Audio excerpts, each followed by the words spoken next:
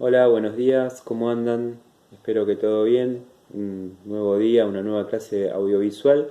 Como habíamos quedado, acá ya les estoy mandando esta nueva. El otro día lo que hicimos un poquito fue cerrar de alguna manera el contenido desde una charla, desde la visualización de una película que era La Era de Hielo.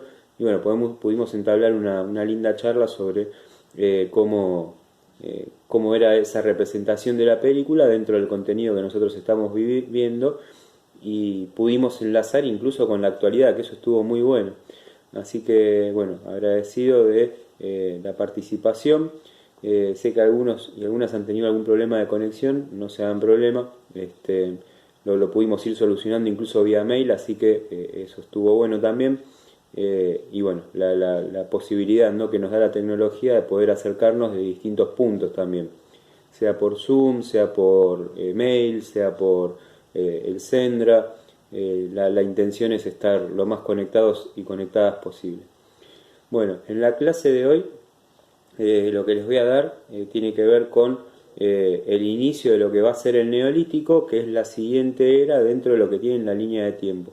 Algo de lo que por eso también está bueno el intercambio, de lo que me fui dando cuenta en estos días, es de que cuando yo pregunto, bueno, eh, díganme cuál fue la primera era de la línea de tiempo, hay como una cierta confusión. Tengan en cuenta que cuando nosotros hablamos de línea de tiempo, estamos hablando también de una era cronológica. Bueno, ahí nos referimos al Paleolítico y al Neolítico y después a lo que va a ser la historia antigua, lo que va a ser la Edad Media, ¿sí? Entonces tienen que tener presente esto dentro de lo que es la línea de tiempo para evitar alguna confusión, ¿sí?, a futuro. Eh, o, como bien decían en algún momento, la prehistoria, ¿no? Bueno, pero dentro de la prehistoria, ¿qué era se está viviendo? O al revés, dentro de qué está la prehistoria, ¿sí? Bueno, eso hay que tenerlo presente. Estamos hablando de paleolítico, en principio, 4 millones de años hacia atrás, hasta el 12.000, y en el 12.000 sucede algo, ¿sí?, que hace que la era histórica cambie y pasemos al neolítico. Paleolítico era la piedra vieja, ¿sí? Y neolítico va a ser la piedra nueva. Neolítico, ¿por qué? Porque, o mejor dicho, nueva piedra, ¿por qué? Porque se empieza a manipular mucho mejor la piedra. Se empieza a desarrollar mucho mejor la sociedad en cuanto al equilibrio con los recursos naturales, y también se empieza a desarrollar la sociedad mucho mejor en cuanto al pulido de la piedra, que les va a permitir de alguna manera poder producir cosas que les hagan la vida un tanto mejor, ¿sí? Por ejemplo, las lanzas para cazar, que en principio se hacían con una piedra muy rudimentaria, ahora van a hacerla con una piedra mucho más mejorada. Entonces, una piedra más filosa implica una piedra mejor para cazar. Entonces, la lanza tenía un filo distinto, la lanza podía ser más útil, ¿sí? Los utensilios para cocinar, acuérdense que uno de los más grandes descubrimientos de la humanidad es el fuego. Eh, Se descubre en el Paleolítico. Bueno, ¿qué pasa ahí? Para cocinar con fuego, bueno, se empiezan a desarrollar utensilios, ¿sí? O se empieza a desarrollar ollas, por ejemplo. Esas ollas eran rudimentarias de acuerdo a lo que ellos tenían en ese momento. Bueno, acá con el barro y la arcilla empiezan a diseñar algo muy distinto que les permite de alguna manera cocinar mejor, ¿sí? Entonces estamos hablando también de un cambio dentro de las estructuras de esa sociedad misma, ¿no? Y acá, bueno, lo que tenemos que tener presente es que estas sociedades, ¿sí?, se van a ir acomodando a las distintas regiones que nosotros fuimos viendo. Primero dijimos, bueno, ¿cómo se pobló el mundo? Bueno, de esta manera la vida se inició en África. A partir de África las sociedades empezaron a caminar, se dieron cuenta que individualmente no podían hacerlo, se dieron cuenta de que necesitaban ir acompañados, acompañadas. Y así lo fueron haciendo desde el África, Europa, Oriente, pasaron a América. Esa es la teoría del estrecho de Bering. Bueno, primero, ¿qué pasa cuando yo digo sociedad? ¿Sí? Hay que tener muy en claro que la sociedad es esa relación que existe entre las personas, los animales y todo lo que nos rodea, ¿sí?, que conforman a la sociedad. Entonces, si yo digo sociedad, yo soy solamente yo, una sociedad, no, ¿sí? Porque todos nacemos en sociedad. Muchas veces se va a escuchar decir, bueno, en realidad los bebés nacen solos, porque en la panza de la mamá están solos, porque nacen solos, porque viven, porque no se comunican, ¿sí?, todavía con nadie. En realidad, los bebés no nacen solos, ¿sí?, porque inevitablemente necesitan ser amamantados. Entonces, desde ese lugar ya estamos hablando de una conexión social, lo mismo que el bebé en la panza de la mamá, ¿sí? Ya hay una conexión social, ¿se entiende? Después les voy a dejar algo a relación de esto, pero para que entiendan un poquito la situación, ¿sí? Es como el caso de Tarzán, ¿sí? Que a Tarzán, o sea, los que conocen el dibujo, los que han visto la serie, los que leyeron el cuento, saben que Tarzán vivió solo en la selva, pero estaba acompañado por un montón de animales que lo ayudaron a crecer. Entonces Tarzán vivía en sociedad, sí, vivía dentro de una sociedad, pero a la vez había otra exterior que era la que lo rodeaba, ¿sí?, que inevitablemente funcionaba también como un canal espacial, ¿no? Entonces, bueno, ahí hay que tener presente también esto, ¿qué es vivir en sociedad? ¿Sí? Si uno vive solo en el medio de la selva, ¿vive en sociedad? Entonces, esa es una buena pregunta. Después les voy a dejar un cuento, una lectura a consideración. ¿Qué pasó con estas sociedades, como hablábamos la otra vez, ¿sí?, sabiendo que es una relación que existe entre las diversas personas y el medio ambiente? ¿Cómo se adaptaron esas sociedades a este medio ambiente y a esa unidad entre las personas? Bueno, vamos a ver distintas cuestiones, ¿sí? Acá tengo los famosos cuadros. Van a tener primero una explicación que se trata de la explicación multicausal, ¿sí? La expansión multicausal, que la tenía por acá, tiene que ver con el desarrollo de las personas, ¿sí?, dentro de un marco en el cual hay una serie de cambios que los obligan a cambiar a ellos también, ¿no? Y uno de ellos, creo que la otra vez lo pudimos charlar, que era el cambio climático, ¿sí? Fue parte de una de las explicaciones multicausales que el cambio climático hizo que las personas, las sociedades, empezaran a caminar por el resto de las distintas regiones geográficas. Otra de las explicaciones multicausales tiene que ver, pero el clima fue un factor fundamental, ¿no?, por lo que hablábamos el otro día, en una era de hielo, donde de repente todo se enfrió y donde de repente después hubo un momento de temperaturas altas dentro de una tierra que seguía fría, ¿sí? Bueno, todo eso, de alguna manera, también fue parte de una de las explicaciones multicausales por las cuales la sociedad tuvo que empezar a caminar el mundo. Otra fue la necesidad de buscar una buena alimentación, ¿sí? Entonces, en esa búsqueda por mejorar la alimentación, empiezan a caminar, ¿sí? Esa es otra de las explicaciones multicausales por la cual las sociedades necesitan empezar a caminar. Y por cierto, otra de las explicaciones multicausales era la de encontrar el mejor lugar de adecuación a los recursos naturales. Y ahí es donde nosotros empezamos a hablar del agua, ¿sí? Entonces acá yo lo que les voy a dejar en el cuadro también, en estas explicaciones que yo estoy dando, ¿sí?, multicausales, que son los distintos cambios que sufrieron las sociedades y que sirvieron para empezar a poblar el mundo, ¿sí? Y entre estos cambios que yo les estoy dejando también surge lo que es la domesticación, ¿sí? Para que las sociedades se puedan asentar en un lugar en particular, necesitan domesticar animales, por ejemplo, necesitan domesticar el cultivo, necesitan ir abandonando de a poco lo salvaje, ¿sí?, para empezar a organizar una sociedad un poco más estructurada, sin ellos conocer lo que es la sociedad, porque nosotros decimos sociedad de acá para atrás, pero ellos sabían lo que era una sociedad. Bueno, ellos estaban armando las sociedades, ¿se entiende? Entonces acá es donde hacemos punto fuerte en lo que es la domesticación. Para que las sociedades se puedan ir asentando, necesitan también domesticar animales, domesticar el cultivo, entender el clima, observar, ¿sí? Entonces acá se empieza a hacer un poco de observación, justificación, probabilidad, hipótesis. Esto es ciencia, ¿sí? Entonces, por más que estemos hablando de la prehistoria, por más que estemos hablando de un tiempo tan lejano en años, no significa que no se estuviera haciendo ciencia, porque en realidad lo que estaban haciendo, esto de observar, justificar, generar una hipótesis, ¿sí?, todos estos pasos del método científico los estaban desarrollando sin la conciencia de lo que nosotros tenemos hoy, ¿no? Pero lo estaban desarrollando al fin para entender por qué se podían quedar en ese rincón del mundo. Ya les adelanto que las partes más pobladas van a ser, digamos, las partes de donde las sociedades se van a asentar mucho mejor, van a ser el cercano oriente, entre lo que es el Tigris y el Éufrates, los ríos, que después yo les voy a dar un mapa, la región europea y por supuesto Mesoamérica, ¿sí? Mesoamérica le vamos a llamar a la parte de América Central, ¿sí? Que es una región bastante importante para la adaptación, ¿sí? Porque es una parte muy finita en el mapa, en donde aparte está rodeada por mar, ¿sí? Bueno, esa es una de las regiones más importantes de población.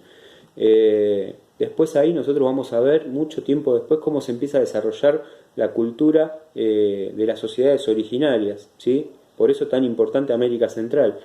En el cercano oriente, una de las regiones mucho más importantes es la que yo dije recién, entre el Tigris y el Éufrates, que le vamos a decir la Mesopotamia oriental, ¿sí? O Oriente Próximo. Y después la región europea, donde se empiezan a desarrollar algunas sociedades un poco más aisladas y rudimentarias. Van a dedicarse al pastoreo, ¿sí? Después eso lo vamos a ir viendo más adelante y más tranquilo. Pero dentro de lo que es el neolítico, entonces, la explicación multicausal hace que las sociedades empiecen a buscar un lugar y un modo de organización.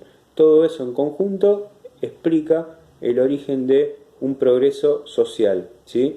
Social solamente no, político también.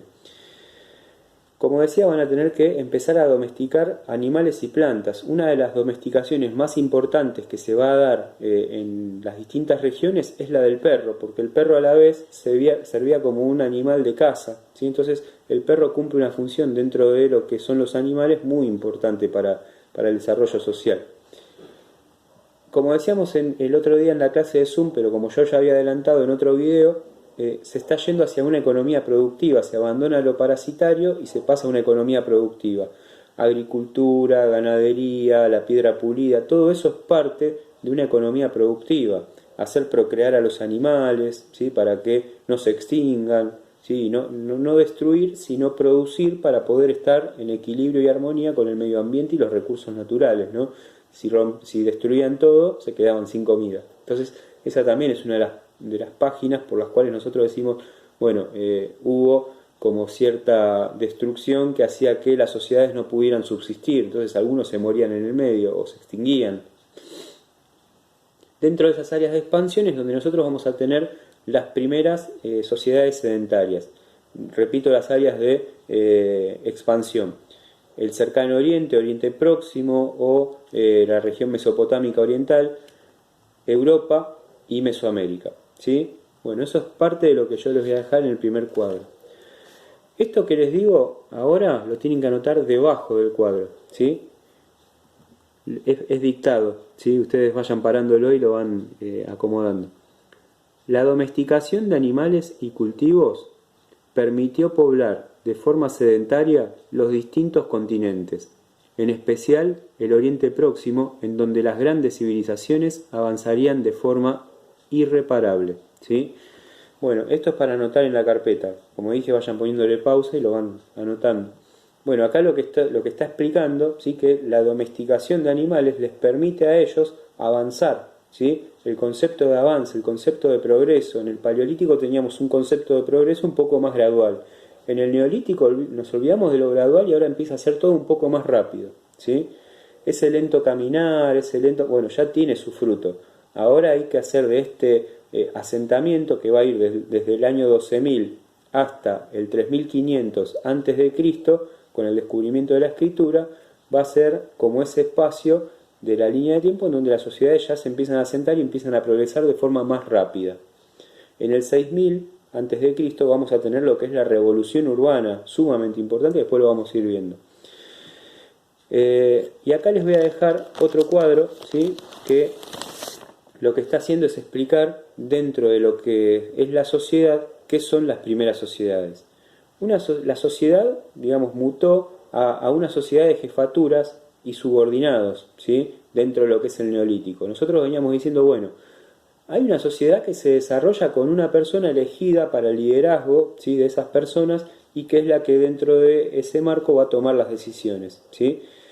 Y después los otros, bueno, van a seguirlo porque confían en él como líder. Y después, en las primeras sociedades, bueno, vamos a tener este desarrollo ya un poco más estamental, jerárquico.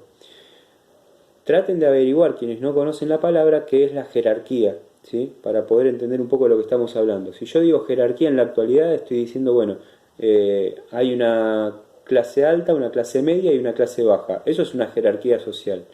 Después, bueno, tenemos distintas opciones dentro de esa jerarquía social. Quiénes pertenecen a la clase alta, quiénes son de la clase baja, quién es clase media.